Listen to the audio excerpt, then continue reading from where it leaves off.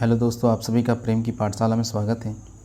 आज हम लोग झारखंड करंट अफेयर्स में फरवरी 2024 और मार्च 2024 के करंट अफेयर्स को देखेंगे। और इससे पहले हम लोगों ने जनवरी 2024 के करंट अफेयर्स को डिस्कस कर लिया था। अगर आपने वो वीडियो नहीं देखा है तो ज़रूर आप देख लीजिए, आपको डिस्क्रिप्शन में उसका लिंक मिल जाएगा। तो ये आने वाले JSSC CGL और 14th JPSC या फिर जो भी झारखंड उत्पाद सिपाही से संबंधित जो भी एग्ज़ाम होने वाले हैं, सभी परीक्षाओं के लिए काफ़ी इम्पोर्टेंट है। तो चलिए बिना किसी देरी के शुरू करते हैं।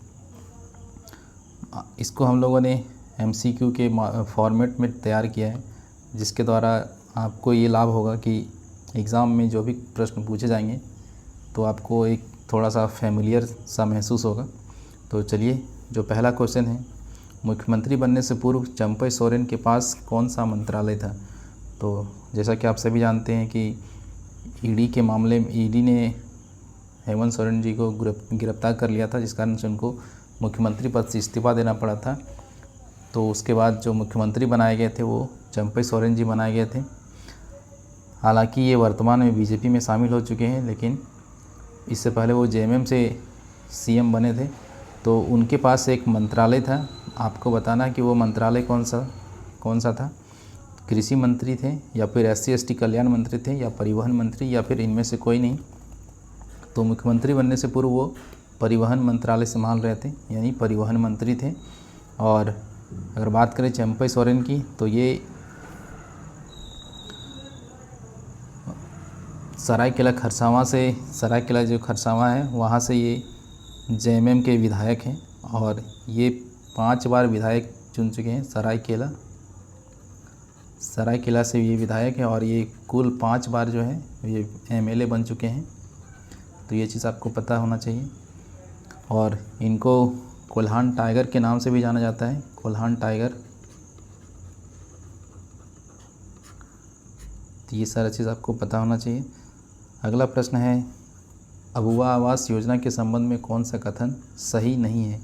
तो अबुआ आवास योजना, इसका उद्देश्य बेघर और PM आवास योजना से वंचित व्यक्तियों को घर उपलब्ध कराना है।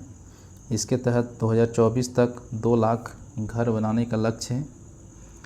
या फिर इसकी शुरुआत 15 नवंबर 2023 को हुआ था, और इसके तहत 3 कमरों वाला आवास उपलब्ध कराया जाएगा। ठीक है, यहाँ पे है आवास। तो इसमें से कौन सा कथन गलत है, ये आपको बताना है। तो उसका सही आंसर क्या है?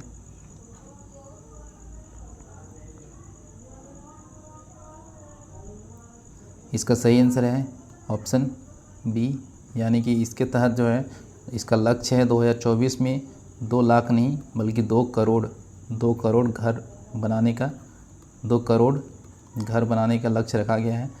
तो ये 2 लाख नहीं होगा। तो यहाँ पूछा गया था सही नहीं है, तो इसके लिए कौन सा है? B सही नहीं है। इसमें 2 करोड़ यानी कि 20 मिलियन घर बनाने का लक्ष्य रखा गया है। और ये भी सही है कि ये वंचित और जिनको PM आवास नहीं मिला है उनके लिए है। और 15 नवंबर 2023 को इसकी शुरुआत की गई है, और इसमें 3 कमरों वाला घर उपलब्ध कराया जाता है। तो ये चीज़ आपको पता होना चाहिए। नेक्स्ट क्वेश्चन है, पलामू पाइपलाइन सिंचाई परियोजना से जोड़ने वाले प्रमुख जल निकाय हैं। तो पलामू के ही जल निकाय होंगे। तो ये जो भी इसमें से कौन सा आंसर सही होगा? रानी ताल बांध, टेमरेन बांध, मलई बांध, या फिर ये सभी? तो इसका सही आंसर है ये सभी। और ये सभी बांध कहाँ पे हैं? पलामू में है, और इसी से संबंधित है पलामू पाइपलाइन सिंचाई परियोजना। हालांकि इसके साथ और भी बांध हैं, जैसे कि सतबरवा बांध है, विश्रामपुर बांध है, ठीक है, सुख नदियाँ हैं, ठीक है, सुख नदियाँ। तो ये सारे बांध हैं, लेकिन ये सब जो है रानी ताल, टेमरेन, मलई, ये सब एग्ज़ाम में पूछा गया है। तो ये चीज़ आपको याद रखना है। अगला प्रश्न है, लसिका फाइलेरिया के संबंध में कौन सा कथन गलत है? ये प्रश्न इसलिए लगाया गया है क्योंकि भारत सरकार के द्वारा जो है एक अभियान चलाया गया था, राष्ट्रव्यापी अभियान, जिसको कहते हैं मास ड्रग, उस अभियान का क्या नाम था? राष्ट्रीय मास ड्रग यानी ड्रग एडमिनिस्ट्रेशन, ठीक है, एडमिनिस्ट्रेशन, ये इसको बोलते हैं शॉर्ट में MDA, मास ड्रग एडमिनिस्ट्रेशन। ये अभियान पूरे देश भर में चलाया गया था, जिसमें से जो 75% जो ज़िले हैं वो 5 राज्यों से हैं, यानी कि अलग अलग ज़िलों में ये अभियान चलाया गया है। तो जो MDA के तहत जो 75% ज़िले हैं वो उसमें से झारखंड भी शामिल है, और 5 राज्य में हैं, जैसे बिहार है, झारखंड है, यूपी है, उड़ीसा और तेलंगाना। तो इसीलिए ये प्रश्न को यहाँ पे लगाया गया है। तो लसिका फाइलेरिया के संबंध में कौन सा कथन गलत है, यह बताना है। इसे हाथी पाँव रोग के नाम से भी जाना जाता है। भारत में 2027 तक इसे समाप्त करने का लक्ष्य रखा गया है। इसके निवारण के लिए निवारक कीमोथेरेपी की आवश्यकता होती है, या इनमें से कोई नहीं। इसमें सही आंसर क्या हो जाएगा, इसमें ये सही है, क्योंकि हाथी पाँव जो है हाथी पाँव के नाम से जाना जाता है, ये भी सही है। उसके बाद भारत सरकार का लक्ष्य है कि 2027 तक इसको समाप्त करना है, ये भी सही है। और इसके लिए निवारक कीमोथेरेपी की जाती है, ये भी सही है। तो यानी कि यहाँ पे गलत कथन पूछा है, तो इसमें से कोई गलत नहीं है। तो इसका सही आंसर क्या हो जाएगा, ऑप्शन डी हो जाएगा इसका सही आंसर, ठीक है, क्योंकि इसमें कोई भी गलत नहीं है। उसके बाद अगर हम बात करें जो वैश्विक लक्ष्य है, यानी कि पूरे विश्व में कब तक समाप्त करना है इसको, 2030 तक, लसिका फाइलेरिया, ये चीज़ आपको याद रखना है। ये किससे होता है, मच्छर के काटने से, ठीक है, मच्छर के काटने से होता है। झारखंड में जाति आधारित सर्वेक्षण डैश के बीच एकत्र आंकड़ों के आधार पर किया जाएगा। आप सभी जानते हैं कि बिहार में जाति आधारित जनगणना हुई है, तो उसी के तर्ज पर झारखंड में भी जाति आधारित जनगणना की जाएगी। तो इसमें जो आंकड़े लिए जाएंगे वो कब से कब तक के आंकड़े लिए जाएंगे, ये पूछा गया यहाँ पे। तो 7 जनवरी से 2 अक्टूबर 2023, 7 जनवरी से 2 अक्टूबर 2024, या 1 जनवरी से 31 दिसंबर 2023, या फिर 1 जनवरी से 31 दिसंबर 2024। तो इसका सही आंसर क्या हो जाएगा, 7 जनवरी से लेके 2 अक्टूबर 2023 के बीच जो आंकड़े हैं उसी को लिया जाएगा, और उसी के आधार पर जाति आधारित सर्वेक्षण किया जाएगा। अगला प्रश्न है, मुख्यमंत्री ग्राम गाड़ी योजना किसके द्वारा शुरू किया गया। तो मुख्यमंत्री ग्राम गाड़ी योजना जो है किसके द्वारा शुरू किया गया, हेमंत सोरेन, रघुवर दास, चंपई सोरेन, या फिर अर्जुन मुंडा। तो इसका सही आंसर क्या होगा, चंपई सोरेन के द्वारा शुरू किया गया है। मुख्यमंत्री ग्राम गाड़ी योजना क्या है, जो भी गांव है, जो ब्लॉक है, उसको जो जिला है वो जिला का जो मुख्यालय है उससे जोड़ना है, और ग्रामीण क्षेत्रों में जो गाड़ी की सुविधा है उसकी सुविधा मुहैया कराना। और इसमें जो महिलाएं हैं, दिव्यांग हैं, जो छात्र हैं, उसके अलावा जो वृद्ध हैं यानी जो वरिष्ठ नागरिक हैं, ठीक है, उनके लिए क्या है, फ्री यात्रा कर सकते हैं वो। हालांकि ये ज़मीनी स्तर पे हो रहा है कि नहीं ये अलग बात है, लेकिन इस योजना के तहत इन्हें मुफ्त यात्रा करने की सुविधा इसमें दी गई है। उसके बाद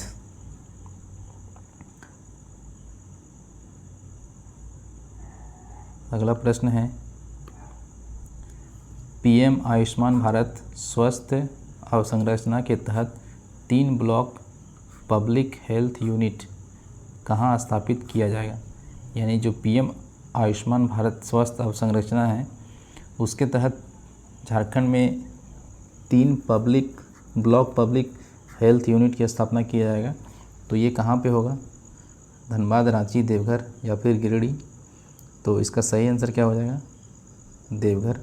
देवघर में किया जाएगा।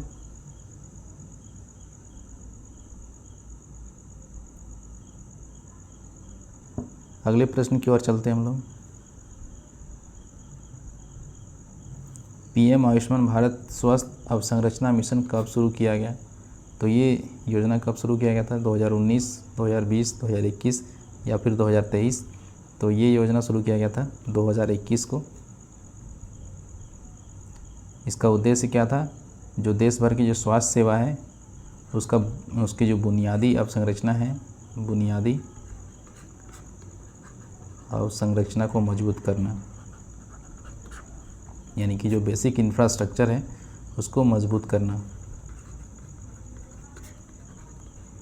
तो ये आपको याद रखना है इसका उद्देश्य। अगले प्रश्न की ओर बढ़ते हैं।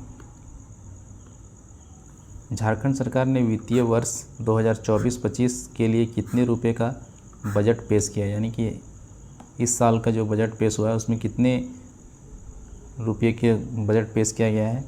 तो 1.2 लाख करोड़, 1.16 लाख करोड़, या फिर 2.05 लाख करोड़, या फिर 1.12 लाख करोड़। तो अगर हम बात करें 2023-24 की, यानी जो पिछला वित्त वर्ष था उसमें पेश किया गया था 1.16 लाख करोड़ का।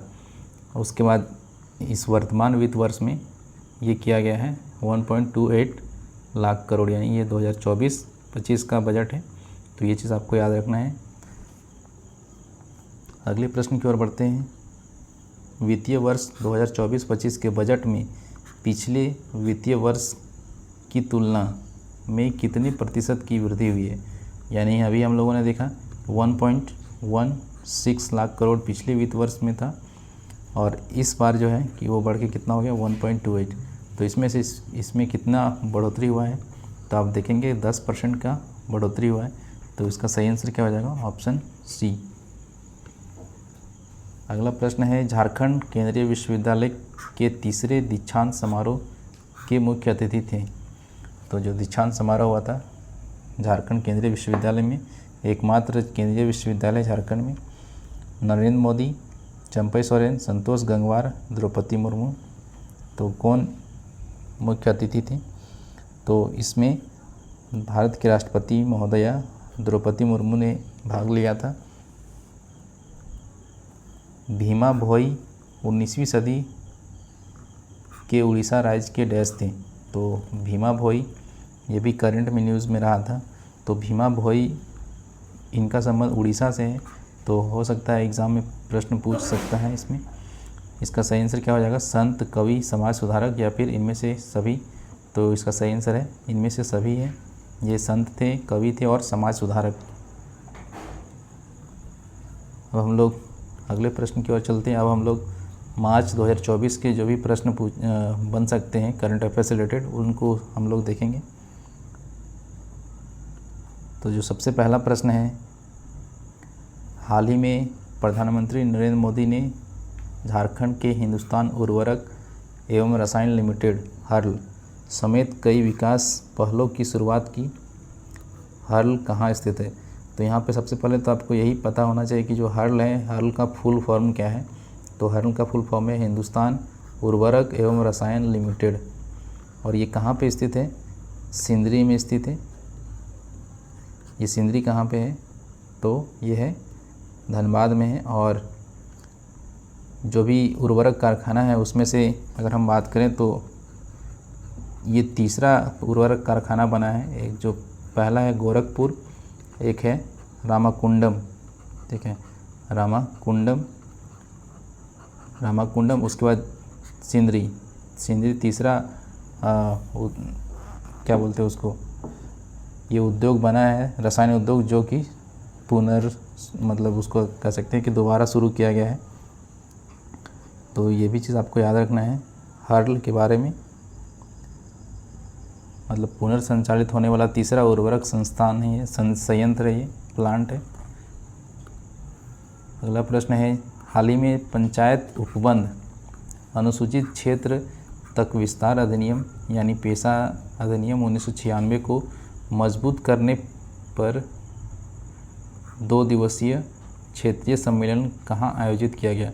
यानी पेशा एक्ट को मजबूत करने के लिए उसी दिशा में एक 2 दिवसीय सम्मेलन का आयोजन किया गया था। ये कहाँ पे किया गया था? पलामू, धनबाद, रांची या फिर देवघर। तो इसका सम्मेलन आयोजन कहाँ किया गया था? रांची में किया गया था। तो ये चीज़ आपको पता होना चाहिए। अब हम लोग अगले प्रश्न की ओर बढ़ते हैं। इस योजना में वन उपज के व्यापार के लिए वन धन विकास केंद्रों की स्थापना, 1,00,000 घरों के लिए ऑफ ग्रिड सौर ऊर्जा प्रणाली तथा सौर स्ट्रीट लाइट की व्यवस्था शामिल है। यानी कि यहाँ पे योजना का नाम दिया गया है और योजना के बारे में बताया गया है। आपको बताना है कि कौन सी योजना है जिसमें क्या किया जाएगा, वन धन विकास केंद्र की स्थापना की जाएगी। किस लिए, तो वन उपज के व्यापार के लिए। इसके अलावा जो 1,00,000 घर हैं उनको ऑफ ग्रिड सौर ऊर्जा प्रणाली और सौर स्ट्रीट लाइट की व्यवस्था की जाएगी। तो इसका सही आंसर क्या है, पीएम जन धन योजना, अबुआ आवास योजना, या फिर जन वन योजना, या फिर पीएम जन मन योजना। ये है यहाँ पे लास्ट ऑप्शन है पीएम जन मन योजना। ठीक है, तो इसका सही आंसर क्या हो जाएगा, पीएम जन मन योजना। ऑप्शन डी इसका सही आंसर होगा। अगला प्रश्न है, गुरुजी क्रेडिट कार्ड के तहत कितने लाख रुपये तक का शिक्षा ऋण दिया जाता है। तो जो गुरुजी क्रेडिट कार्ड योजना है अभी इसी वर्ष शुरू की गई है। इसके तहत 10 लाख, 15 लाख, 20 लाख या फिर 25 लाख रुपये तक का ऋण, कितना तक का ऋण दिया जाता है। तो इसका सही आंसर क्या है, 15 लाख रुपये। इसके तहत 15 लाख रुपये तक का ऋण, शिक्षा ऋण दिया जाता है। हम लोग आगे देखते हैं इससे संबंधित जो गुरुजी क्रेडिट कार्ड योजना है ये कब शुरू किया गया, ये भी हम लोगों ने प्रश्न दिया है यहाँ पे। तो आप उसको, इसलिए मैं इसकी डिटेलिंग पे अभी नहीं जा रहा हूँ। अगला प्रश्न है, हाल ही में झारखंड सरकार ने किस कक्षा के छात्रों को मुफ्त में बैग, स्कूल किट, यानी स्कूल किट में क्या शामिल है, किताब और अन्य सामग्री प्रदान करने की घोषणा की है। तो एक कक्षा 1 से 8 तक, कक्षा 1 से 5 तक, कक्षा 8 से 12 या फिर कक्षा 9 से 10। तो इसका सही आंसर क्या है, कक्षा 1 से लेकर 8 तक के जो भी बच्चे हैं उसको मुफ्त में बैग मिलेगा और स्कूल किट जिसमें किताब शामिल है और अन्य जो भी सामग्री है वो भी शामिल है। अगला प्रश्न है, झारखंड कदन क्या होता है, फिंगर मिलेट भी कहते हैं और रागी भी कहते हैं। तो झारखंड कदन के तहत कदन मिशन होगा यहाँ पे। ठीक है, झारखंड कदन मिशन